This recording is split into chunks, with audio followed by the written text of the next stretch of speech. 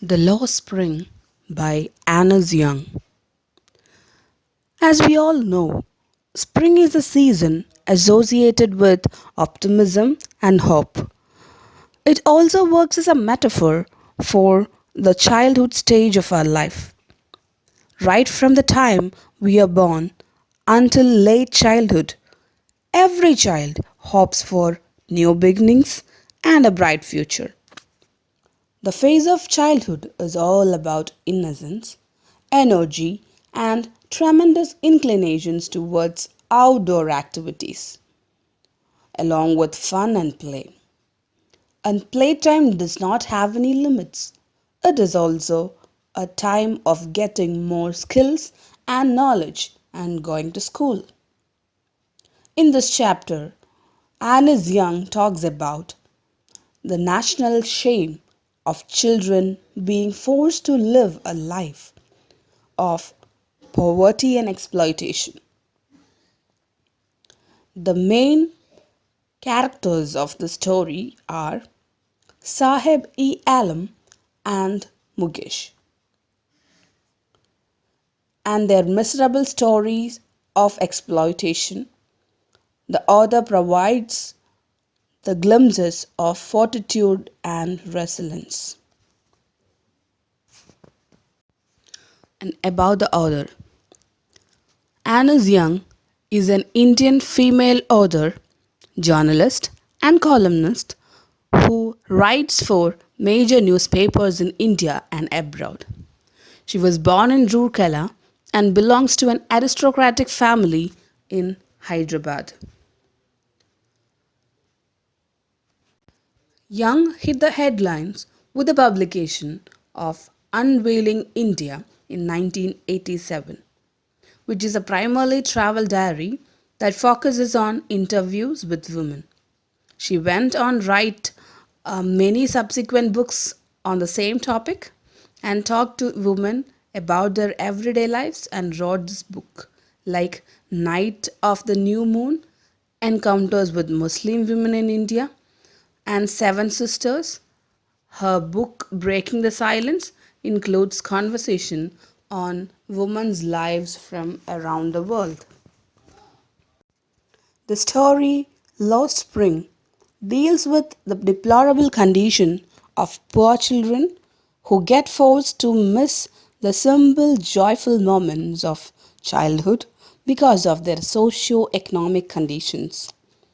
These children are not given the opportunity of schooling and are compelled to start working early in life.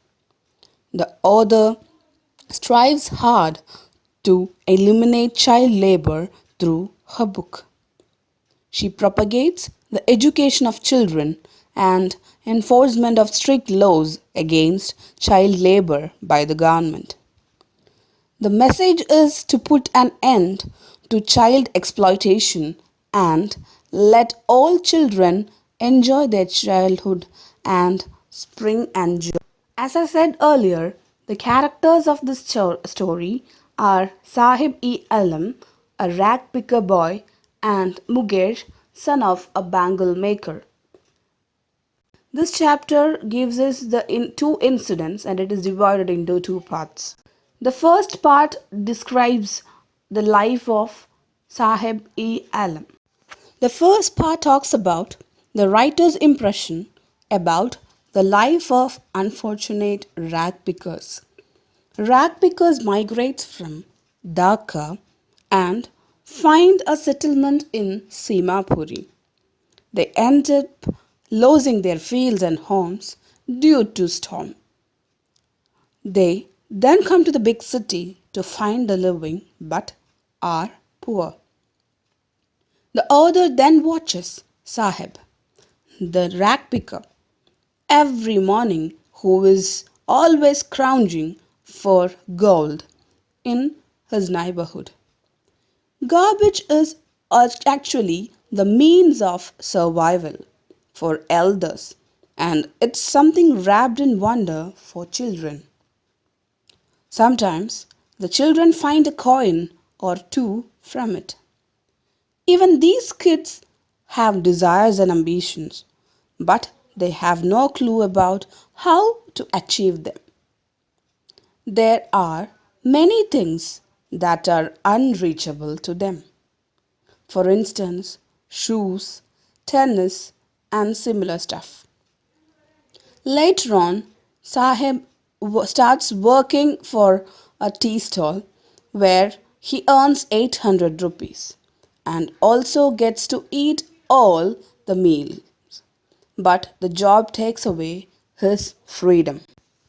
The author here is analyzing the poor conditions and the traditions that push children to live a life of exploitation.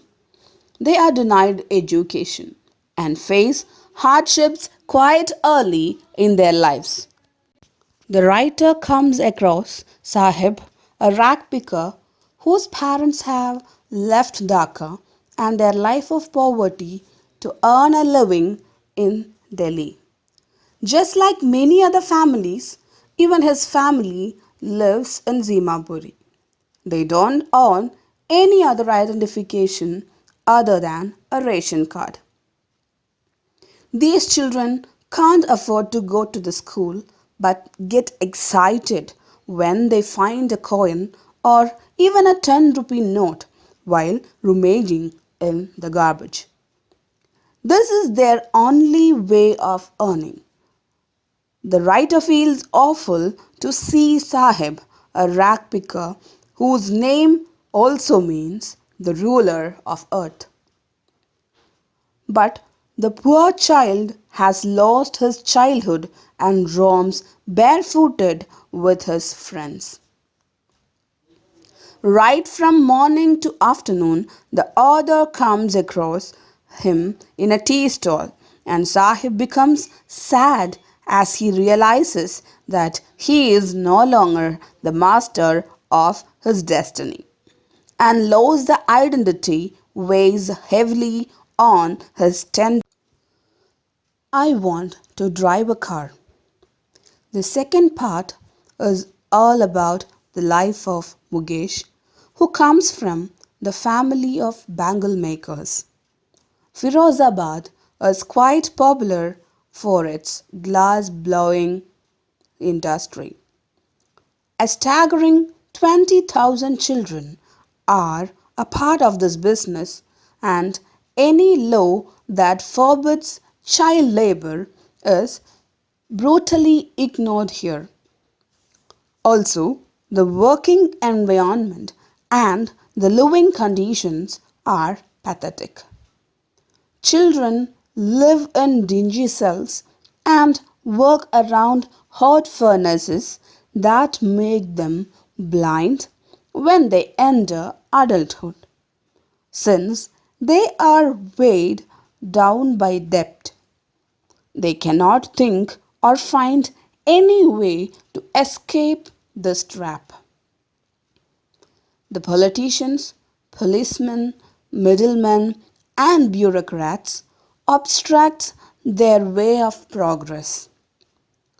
Most women in such families think that this is their fate and just follow the tradition.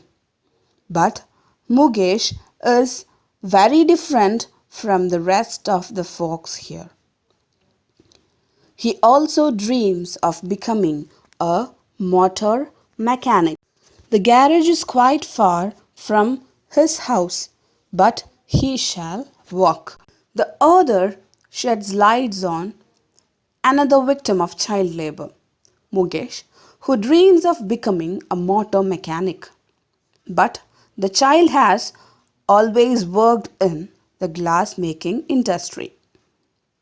They get exposed to many health hazards such as losing their eyesight as they work in appalling conditions in dark and dingy cells.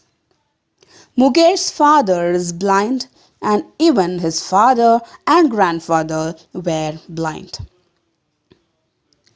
So, the bangle makers of Firozabad are so burdened that they have stopped dreaming, unlike Mukesh, who wants to drive a car.